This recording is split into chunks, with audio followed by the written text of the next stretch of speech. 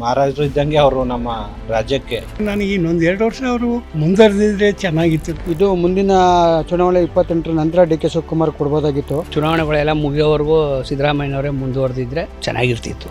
ಮತ್ತೆ D K ಶಿವಕುಮಾರ್ಗೆ ಅವ್ರಿಗೆ age ಇದೆ, ಮತ್ತೊಂದು ಬಾರಿ ಆಗ್ಬೋದು ಅವರು. ಇವ್ರಿಗೆ ಆ ತರ ಏಜ್ ಇರಲ್ಲ, ಇವರೇ ಕಂಪ್ಲೀಟ್ 5 ವರ್ಷ ಆಳ್ವಿಕೆನ ಆಳ್ಬೇಕು ಅಂತ ನಮ್ಮ ಇಷ್ಟ. ಇವ್ರ ಮಾತು ಒಂದ್ಸಾರಿ ಒಬ್ರು ಕೊಟ್ರೆ ಆ ಮಾತಿನ ಪ್ರಕಾರವೇ ನಡ್ಕೊಂಡು ಹೋಗೋಂಥ ವ್ಯಕ್ತಿ ಸಿದ್ದರಾಮಯ್ಯನವರು. ಇದೇ ಅನ್ನ ನಮಗೆ ಸಾಹೇಬ್ರು ಬಂದ್ಮೇಲೆ ನಮ್ಗೆ ಅನ್ನ ಇರಲಿಲ್ಲ ಸರ್. ಅಣ್ಣನೆಲ್ಲ ಬಂದ್ಮೇಲೆ ನಾವು ಅಣ್ಣ ಕಂಡದ್ದು. ಅವ್ರು ಬರೋಕ್ಕೂ ಮುಂಚೆ ನಾವು ಏನು ಅನ್ನನೇ ಇಲ್ಲ ಸರ್. ಹಬ್ಬಕ್ಕೊಂದ್ಸರಿ ನಾವು ಊಟ ಮಾಡ್ತಿದ್ವು. ಜನರ ಕಷ್ಟ ಸುಖಕ್ಕೆ ಸ್ಪಂದಿಸಿದ್ದಾರೆ. ಇವೆಲ್ಲ ನೋಡ್ತಾ ಇದ್ರೆ ನಮಗೆ ಅವ್ರು ಇಳಿದಿರೋದು ತುಂಬ ಬೇಸರ ಆಗ್ತದೆ. ಇವತ್ತು ಕಾಂಗ್ರೆಸ್ ಬರ್ಬೇಕು ಕಾರಣ ಸಿದ್ದರಾಮಯ್ಯನವರಿಂದ. ಮುಂದೆ ಭಾಳ ತೊಂದರೆನೇ ಆಗುತ್ತೆ ಹೊರತು ಉದ್ಧಾರ ಆಗಲ್ಲ. ಇದು ಏನೋ ಒಂದು ಆಸ್ತಿ ಕಳ್ಕೊಂಡಂಗೆ ಆಗಿದೆ. ಇದು ಡಿಸಿಷನ್ ತಗೋಬಾರ್ದಾಗಿತ್ತು. ಹೈಕಮಾಂಡ್ನವರು 2 ವರ್ಷ ಮುಂದರಿಸಿ ತಗೋಬೇಕಾಗಿತ್ತು. ಕರ್ನಾಟಕದಲ್ಲಿ ಸುದೀರ್ಘಾವಧಿಗೆ ಮುಖ್ಯಮಂತ್ರಿಯಾಗಿ ಆಡಳಿತವನ್ನು ಕೊಟ್ಟಂಥ ಕೀರ್ತಿ ಸಿದ್ದರಾಮಯ್ಯನವರದ್ದು. ಇಂದು ಅವರು ತಮ್ಮ ಮುಖ್ಯಮಂತ್ರಿ ಹುದ್ದೆಗೆ ರಾಜೀನಾಮೆಯನ್ನು ಸಲ್ಲಿಸಿರೋದು ಅವರ ಅಸಂಖ್ಯಾತ ಅಭಿಮಾನಿಗಳಲ್ಲಿ ಬೇಸರವನ್ನು ತರಿಸಿದೆ. ಅದರಲ್ಲೂ ಅವರ ಹುಟ್ಟೂರಾದಂಥ ಮೈಸೂರು ತಾಲೂಕಿನ ಸಿದ್ದರಾಮನಹುಂಡಿ ಗ್ರಾಮದಲ್ಲಿ ಈಗ ಮೌನ ಆವರಿಸಿದೆ. ಸಿದ್ದರಾಮಯ್ಯನವರ ರಾಜೀನಾಮೆ ಬಗ್ಗೆ ಇಲ್ಲಿನ ಜನ ಏನು ಹೇಳ್ತಾರೆ ಅವರನ್ನೇ ಕೇಳೋಣ ಬನ್ನಿ.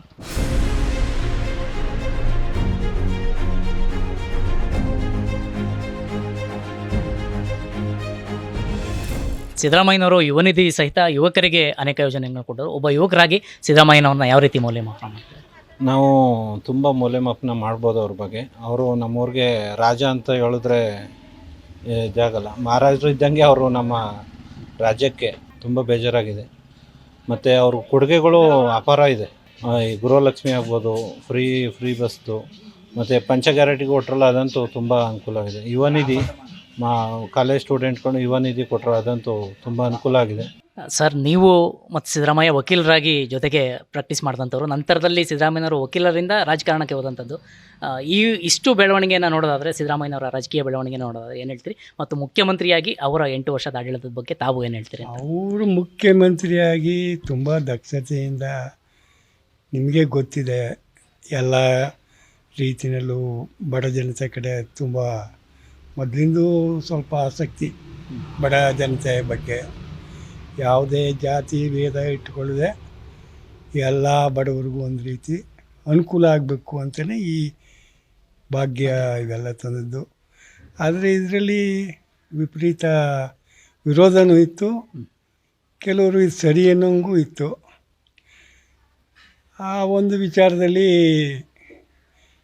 ಜನರಿಗೆ ಅನುಕೂಲ ಆಗಿದೆ, ಇಲ್ಲ ಅಂತ ಯಾರು ಹೇಳೋಕ್ಕಾಗಲ್ಲ. ಬಟ್ ಇವಾಗ ಅವ್ರ ರಾಜೀನಾಮೆ, ನನಗೆ ಇನ್ನೊಂದು 2 ವರ್ಷ ಅವರು ಮುಂದುವರೆದಿದ್ರೆ ಚೆನ್ನಾಗಿತ್ತು ನನ್ನ ಅಭಿಪ್ರಾಯ. ಆದರೆ ಪಕ್ಷದ ಒಬ್ಬ ಶಿಸ್ತಿನ ಸಿಪಾಯಿಯಾಗಿ ಅವರು ತಲೆ ಬಾಗಲೇಬೇಕಾಯ್ತು. ಸಿದ್ದರಾಮಯ್ಯನವರು 3 ವರ್ಷದ ನಂತರ ಅಧಿಕಾರವನ್ನು ಬಿಟ್ಕೊಡ್ತಾ ಇದ್ದಾರೆ. ಗ್ರಾಮಸ್ಥರಾಗಿ ಇದನ್ನು ಯಾವ ರೀತಿ ನೋಡ್ತಾ ಇದ್ದಾರೆ? ಸರ್, 5 ವರ್ಷ ಕಂಪ್ಲೀಟ್ ಮಾಡಿದರೆ ತುಂಬ ಸಂತೋಷ ಆಗ್ತಿತ್ತು. ಇದು ಮುಂದಿನ ಚುನಾವಣೆ 28 ನಂತರ ಡಿ ಕೆ ಶಿವಕುಮಾರ್ ಕೊಡ್ಬೋದಾಗಿತ್ತು. ಈಗ ಬಿಟ್ಕೊಡ್ತಾರೆ, ತುಂಬ ಬೇಸರ ಆಗ್ತಾಯಿದೆ. ಇವರೇ ಮುಂದುವರಿಬೇಕಾಯ್ತು ಅಂತ ಅಂದ್ಬಿಟ್ಟು ನಮ್ಮ ಆಸೆ ಆಗ್ತಾಯಿತ್ತು. ಇನ್ನು ಮುಂದೆ ಗ್ರಾಮ ಪಂಚಾಯಿತಿ, ಜಿಲ್ಲಾ ಪಂಚಾಯಿತಿ ಚುನಾವಣೆಗಳು ಇದ್ದಿದ್ದರಿಂದ ಸಿದ್ದರಾಮಯ್ಯನವರು ಅಹಿಂದ ನಾಯಕರಾಗಿ ಈಗ ಜನಗಳಿಗೆ ಬೇಸರ ಆಗಿ ಮತಗಳು ವಿಭಜನೆ ಆಗಿದ್ರು ಆಗ್ಬೋದು. ಇಂಥ ಸಂದರ್ಭದಲ್ಲಿ ಈ ಚುನಾವಣೆಗಳೆಲ್ಲ ಮುಗಿಯೋವರೆಗೂ ಸಿದ್ದರಾಮಯ್ಯನವರೇ ಮುಂದುವರೆದಿದ್ದರೆ ಚೆನ್ನಾಗಿರ್ತಿತ್ತು. ಜೊತೆಗೆ ಗ್ರಾಮೀಣ ಪ್ರದೇಶದಲ್ಲಿ ಸ್ವಲ್ಪ ಅಭಿವೃದ್ಧಿ ಕೆಲಸಗಳು ಆಯ್ತಿದ್ದು. ಈಗ ಅದರಲ್ಲೂ ಮೈಸೂರು ಪ್ರಾಂತ್ಯಕ್ಕೆ ಸ್ವಲ್ಪ ಒಳ್ಳೆ ಅಭಿವೃದ್ಧಿ ಆಯ್ತಿತ್ತು, ಈಗ ಸ್ವಲ್ಪ ತೊಂದರೆ ಆಯ್ತದೆ. ಗೃಹಲಕ್ಷ್ಮಿ ಆಗಿರ್ಬೋದು, ಒಂದು ಗೌರ್ನಮೆಂಟ್ ಬಸ್ಸುದಾಗಿರ್ಬೋದು, ಮಹಿಳೆಯರಿಗೆ ತುಂಬ ಅನುಕೂಲ ಆಗಿದೆ. ಅವರಿಂದ ಇರಬೇಕು ಅವರು.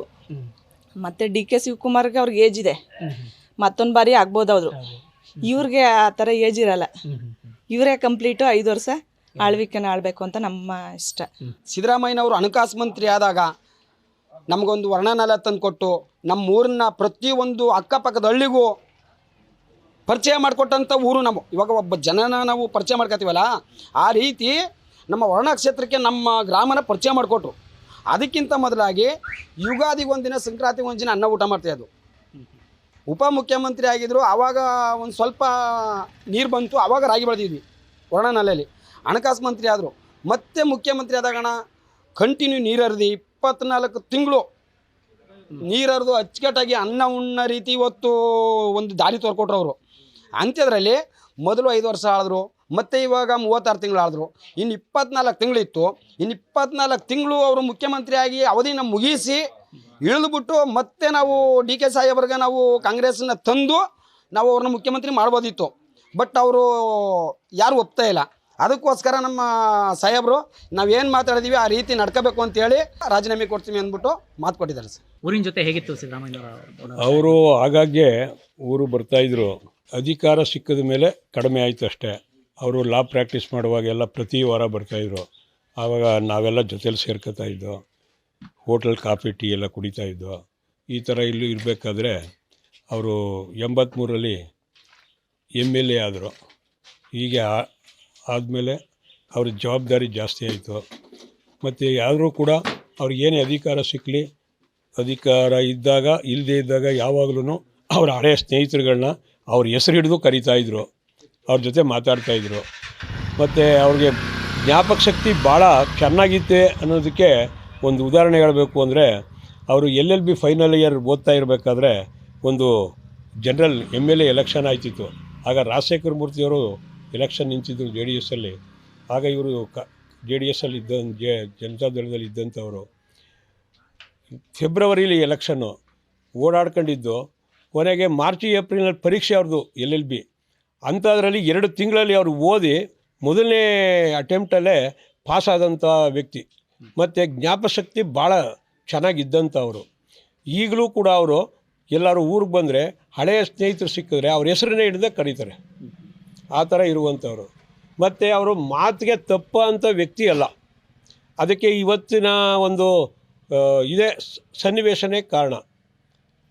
ಬೇರೆ ಎಷ್ಟೋ ಜನ ರಾಜಕಾರಣಿಗಳು ಅಧಿಕಾರ ಸಿಕ್ಕಿದ ಮೇಲೆ ಅಧಿಕಾರ ಬಿಡೋಕ್ಕೆ, ಅಧಿಕಾರದ ಬಿಟ್ಕೊಡೋಕ್ಕೆ ಭಾಳ ಯೋಚನೆ ಮಾಡ್ತಾರೆ. ಒಂದು ಉದಾಹರಣೆ ಹೇಳಬೇಕು ಅಂದರೆ ನಿಮಗೆ, ಕುಮಾರಸ್ವಾಮಿ ಅವರು, ಯಡಿಯೂರಪ್ಪನವರು 20-20 ಅಂತ ಸಮ್ಮಿಶ್ರ ಸರ್ಕಾರ ಮಾಡಿದ್ರು. 20 ತಿಂಗಳಾದ ಮೇಲೆ ಸಿದ್ಧಲಿಂಗೇಶ್ವರ ಸ್ವಾಮಿಯವರ ಸನ್ನಿಧಿಯಲ್ಲಿ ತುಮಕೂರಲ್ಲಿ ಇದೇ ಕುಮಾರಸ್ವಾಮಿಯವರು ಹೇಳಿದ್ರು, 20 ತಿಂಗಳಾದ ಮೇಲೆ ನಾನು ಅಧಿಕಾರನ ಇವ್ರಿಗೆ ಹಸ್ತಾಂತರ ಮಾಡ್ತೀನಿ, ಸ್ವಾಮೀಜಿಗಳೇ ಸಾಕ್ಷಿ ಅಂತ ಅಲ್ಲಿ ಹೇಳಿದ್ರು. ಆದರೆ 20 ತಿಂಗಳಾದ ಮೇಲೆ ಅವ್ರಿಗೆ ಕೊಡಲಿಲ್ಲ. ಮಾತಿಗೆ ತಪ್ಪದ ಮಗ ಅನ್ನಿಸ್ಕೊಂಡ್ರು ಅವರು. ಆದರೆ ಇವರು ಆ ಥರ ಒಂದು ವ್ಯಕ್ತಿ ಅಲ್ಲ. ಇವರು ಮಾತು ಒಂದು ಸಾರಿ ಒಬ್ಬರು ಕೊಟ್ಟರೆ ಆ ಮಾತಿನ ಪ್ರಕಾರವೇ ನಡ್ಕೊಂಡು ಹೋಗೋಂಥ ವ್ಯಕ್ತಿ ಸಿದ್ದರಾಮಯ್ಯನವರು. ಒಟ್ಟಾರೆಯಾಗಿ ಈ 8 ವರ್ಷ ಕಾಲ ಏನು ಸಿದ್ದರಾಮಯ್ಯ ಅವರು ಮುಖ್ಯಮಂತ್ರಿಗೆ ಆಡಳಿತ ಕೊಟ್ಟರು, ಭಾಳ ಖುಷಿ ಇದೆಯಾ ನಿಮಗೆ? ಅವರ ಭಾಳ ಖುಷಿ ಇದೆ ಸರ್. ಅಷ್ಟು ನಮ್ಗೆ ಸಂಕಟ ಇದೆ ಸರ್. ಒಬ್ಬರು ನಾಯಕರನ್ನ ನಾವು ಇವತ್ತು ಬಿಟ್ಕೊಡ್ತಿದ್ದೀವಿ ಇನ್ನೊಬ್ಬರಿಗೆ ಅಂದರೆ ಅಷ್ಟೇ ಸಂಕಟ ಇದೆ ನಮಗೆ. ಸಂತೋಷಕ್ಕೋಸ್ಕರ ಕಣ್ಣೀರು ಬರ್ತಾಯಿದೆ ಸರ್ ನಮಗೆ. ನಾವು ಸಾಹೇಬರು ಬಂದರೆ ನಮ್ಮನ್ನ ಇಲ್ಲಿ ಸಿದ್ದರಾಮಯ್ಯಗೆ ಬರಲಿ, ನಮ್ಮ ಕಡವೆ ಕಟ್ಟಮಂಡಿಗೆ ಬರಲಿ, ಒಣಕ್ಕೆ ಬರಲಿ, ನಮ್ಮನ್ನು ಮಾತಾಡಿಸಿ ಬರಲಿ, ಬಿಡ್ರೋ ನಮ್ಮ ಹುಡುಗ ಇವನು ಇಲ್ಲಿ ಬರಬೇಕು ಅಂತ ಮಾತಾಡ್ಸಿದ್ರು ಸರ್. ನಾವು ಬಿಲ್ಗೇರಿನಲ್ಲಿ ಮುಖ್ಯಮಂತ್ರಿ ಆದಾಗ ನಮಗೆಲ್ಲ ಊಟ ಕೊಡಿಸಿದ್ರು ಸರ್. ಇಲ್ಲಿ ಅನ್ನದಾನ ಇಟ್ಟು ಅವಾಗ ನಾವು ಜೋಡಿ ಟಗರು ಸಾಕಿ ಟಗರು ಕೊಟ್ಟಾಗಲೂ ಕೂಡ ನಮ್ಮನ್ನು ಮಾತಾಡಿಸಿ ಅಷ್ಟೇ ಚೆನ್ನಾಗಿ ಕಳಿಸಿದ್ರು ಸರ್. ಇದೇ ಅನ್ನ ನಮಗೆ ಸಾಹೇಬ್ರು ಬಂದಮೇಲೆ ನಮ್ಗೆ ಅನ್ನ ಇರಲಿಲ್ಲ ಸರ್. ಒಣನೆಲ್ಲ ಬಂದಮೇಲೆ ನಾವು ಅನ್ನ ಕಂಡದ್ದು. ಅವ್ರು ಬರೋಕ್ಕೂ ಮುಂಚೆ ನಾವು ಏನು ಅನ್ನನೇ ಇಲ್ಲ ಸರ್. ಹಬ್ಬಕ್ಕೊಂದ್ಸರಿ ನಾವು ಊಟ ಮಾಡ್ತಿದ್ದು. ನಮ್ಮ ಸಿದ್ದರಾಮಯ್ಯ ಸಾಹೇಬ್ರು ಹಣಕಾಸು ಮಂತ್ರಿ ಆದಾಗ ನಮ್ಗೆ ಒಣನೆಲ್ಲ ತಂದುಕೊಟ್ಟು ಈ ಅನ್ನ ಭಾಗ್ಯ ತಂದುಕೊಟ್ರು ಸರ್. ಅದಕ್ಕೂ ಮುಂಚೆ ನಾವು ಅನ್ನನೇ ಊಟ ಮಾಡಿರಲಿಲ್ಲ. ಈಗ ನೆನೆಸ್ಕೋಬೇಕು ಅಂದರೆ ನಮ್ಮ ಸಿದ್ದರಾಮಯ್ಯ ಸಾಹೇಬರು ಕರೆಕ್ಟಾಗಿ ನಮಗೆ 8 ವರ್ಷ ಆಡಳಿತ ಮಾಡಿದ್ರು ಸರ್. ಏನು ಒಂದು ಕಪ್ಪು ಚಿಕ್ಕೆ ಬಂದಿಲ್ಲ ಸರ್. ನಮ್ಗೆ ಭಾಳ ಸಂತೋಷ ಆಯ್ತಿದೆ. ಅದರಿಂದ ನಾವು ಒಳ್ಳೆ ಅಭಿಪ್ರಾಯ ಇಟ್ಕೊಂಡಿದ್ದೀವಿ ಸರ್. ನೆಕ್ಸ್ಟು ನಾವು ಕಾಂಗ್ರೆಸ್ಗೆ ಬಲಪಡಿಸ್ತೀವಿ. ನಮ್ಮ ಯತೇಂದ್ರ ಸಾಹೇಬರು, ಧವನ್ ರಾಕೇಶು ಅವ್ರಿಗೂ ಕೂಡ ನಾವು ನಿಲ್ಲಿಸ್ಕೊಂಡು ನಮ್ಮ ಒಣ ಕ್ಷೇತ್ರದಲ್ಲಿ ಗೆಲ್ಲಿಸ್ಕೊಂಡು ನಾವು ಮುಂದೆ MLA ಮಾಡ್ಕೊತೀವಿ ಸರ್. ಸಿದ್ದರಾಮಯ್ಯನವರು ಮುಖ್ಯಮಂತ್ರಿಯಾಗಿ ಕೆಳಗಿಳಿತಾ ಇರೋದು ತುಂಬ ಬೇಸರ ಆಗಿದೆ. ಹಾಗೂ ನಮ್ಮದೇ ಗ್ರಾಮದವರು ಕೂಡ ಅವರು ನಮ್ಮೂರಿಗೆ ತುಂಬ ಹೆಲ್ಪ್ ಮಾಡಿದ್ದಾರೆ. ಆಸ್ಪತ್ರೆಗಳು ಮಾಡಿದ್ದಾರೆ, ಹಾಸ್ಟೆಲ್ ಕಟ್ಟಿದ್ದಾರೆ, ಕಾಲೇಜ್ ಮಾಡಿದ್ದಾರೆ, ಒಳ್ಳೆ ರಸ್ತೆಗಳನ್ನ ಕೊಟ್ಟಿದ್ದಾರೆ, ಜನರ ಕಷ್ಟ ಸುಖಕ್ಕೆ ಸ್ಪಂದಿಸಿದ್ದಾರೆ. ಇವೆಲ್ಲ ನೋಡ್ತಾ ಇದ್ದರೆ ನಮಗೆ ಅವ್ರು ಇಳಿದಿರೋದು ತುಂಬ ಬೇಸರ ಆಗ್ತಾಯಿದೆ. ಊರಿನ ಜೊತೆ ಹೇಗಿತ್ತು ಅವರು ಕಾನಾಟ?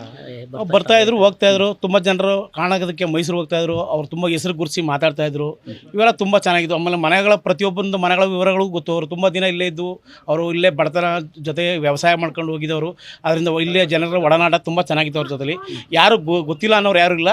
ಹಿಂದೆ 40-50 ವರ್ಷ ಮೀರಿ ಎಲ್ಲ ಜನರು ಕೂಡ ಅವ್ರಿಗೆ ಹೆಸರು, ಅವ್ರ ಮನೆಯ ತಂದೆ ಹೆಸರು ಎಲ್ಲ ಪ್ರತಿಯೊಂದು ಅವ್ರಿಗೆ ಗೊತ್ತಿತ್ತು. ಅವ್ರ ಕಷ್ಟಕ್ಕೆ ತುಂಬ ಸ್ಪಂದಿಸ್ತಾಯಿದ್ರು ಅವರು. ಹೆಂಗಸರಿಗೆ ಗೃಹಲಕ್ಷ್ಮಿ ಮತ್ತು ಇದು ಬಸ್ಸೊಂದು ಶಕ್ತಿ ಯೋಜನೆ ಪ್ರತಿಯೊಂದು ಎಲ್ರಿಗೂ ಅನುಕೂಲ ಆಗಿದೆ. ಅದರಲ್ಲಿ ಎರಡು ಮಾತಿಲ್ಲ. ಅದನ್ನು ಈಗ DK ಶಿವಕುಮಾರ್ ಅವರು ಮುಂದುವರ್ಸ್ಕೊಂಡು ಇವ್ರ ಹೆಸರನ್ನ ಉಳಿಸ್ಬೇಕು ಅನ್ನೋದನ್ನ ನಾವು ಕೇಳ್ಕೊತೀವಿ.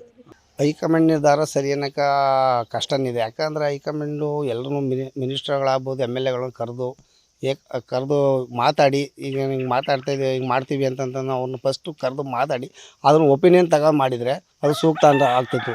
ಏಕಾಏಕಿ ಮಾಡೋದ್ರಿಂದ ಮುಂದೆ ಭಾಳ ತೊಂದರೆನೇ ಆಗುತ್ತೆ ಹೊರತು ಇದು ಉದ್ಧಾರ ಆಗಲ್ಲ. ಇದು ಒಟ್ಟಾರೆ ಇನ್ನೂ 2 ವರ್ಷ ಸಿದ್ದರಾಮಯ್ಯನವರ ಅಧಿಕಾರದಲ್ಲಿ ಮುಂದುವರಿಬೇಕು ಇರಬೇಕಂದ್ರೆ 5 ವರ್ಷ ಆಳಿದರೆ ಇನ್ನೂ ಹೆಚ್ಚಿನ ಸಂಖ್ಯೆಯಲ್ಲಿ ಈಗ ಏನು ಮಾಡಿದ್ರು ಅಭಿವೃದ್ಧಿ ಕೆಲಸಗಳು ಇನ್ನೂ ಜಾಸ್ತಿ ಆಗೋದು, ಇನ್ನೂ ಜಾಸ್ತಿನೂ ಮಾಡೋದು, ಇನ್ನೂ ಚೆನ್ನಾಗೂ ಇರೋದು.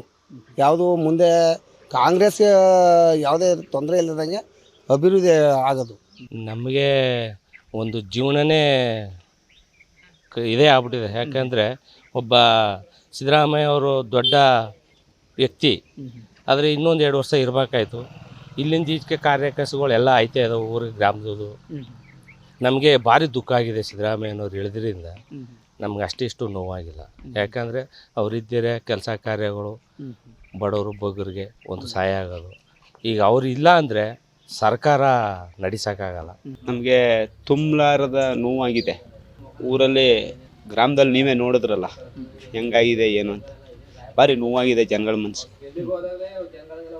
ಆದ್ರೂ ಇದು ಡಿಸಿಷನ್ ತಗೋಬಾರ್ದಾಗಿತ್ತು. ಹೈಕಮಾಂಡ್ನವರು ಇನ್ನು 2 ವರ್ಷ ಮುಂದರಿಸಿ ತಗೋಬೇಕಾಗಿತ್ತು. ಆದರೂ ತಗೊಂಡಿದ್ದಾರೆ. ಅದರ ಮಾತಿಗೆ ಮಾನ್ಯ ಮುಖ್ಯಮಂತ್ರಿಗಳು ಬದ್ಧವಾಗಿದ್ದಾರೆ. 5 ಭಾಗ್ಯಗಳು ಕೊಟ್ಟವ್ರೆ, ಎಲ್ಲ ಮಾಡವ್ರೆ, ಒಳ್ಳೇದು ಮಾಡ್ಕೊ ಬರ್ತಾಯಿದ್ರು. ಆದರೂ ಹೈಕಮಾಂಡ್ನವರು ಜಲ್ದಿ ಈ ಥರ ನಿರ್ಧಾರ ತಗೋತಾರೆ ಅಂತ ಜನಗಳಿಗೆ ಗೊತ್ತಿರಲಿಲ್ಲ. ಜನ ನಂಬ್ಕೊಂಡಿರ್ತಾರೆ ಅಂದಾಗ ಅವ್ರಿಗೆ ಸರಿಯಾದಂಥ ಮಾರ್ಗದರ್ಶನ ತೋರಿಸಿ 5 ವರ್ಷ ಕಂಟಿನ್ಯೂ ಮಾಡಿಸಿದ್ರೆ ಎಲ್ಲ ಸುಖಸೂತ್ರವಾಗಿರೋದು. ಕಾಂಗ್ರೆಸ್ ಹೈಕಮಾಂಡ್ ಸಿದ್ದರಾಮಯ್ಯನವ್ರನ್ನ ಮುಖ್ಯಮಂತ್ರಿ ಹುದ್ದೆಯಿಂದ ಅರ್ಧದಲ್ಲೇ ಕೆಳಗೆ ಇಳಿಸ್ತಾ ಇರೋದಕ್ಕೆ ಇಲ್ಲಿನ ಜನರಲ್ಲಿ ಬೇಸರ ಇದೆ. ಆದರೆ 8 ವರ್ಷಗಳ ಕಾಲ ಮುಖ್ಯಮಂತ್ರಿಯಾಗಿ ಅವರು ನಾಡಿಗೆ ಕೊಟ್ಟಂಥ ವಿವಿಧ ಅಭಿವೃದ್ಧಿ ಯೋಜನೆಗಳ ಬಗ್ಗೆ ಇಲ್ಲಿನ ಜನ ಅಭಿಮಾನವನ್ನು ವ್ಯಕ್ತಪಡಿಸ್ತಾರೆ.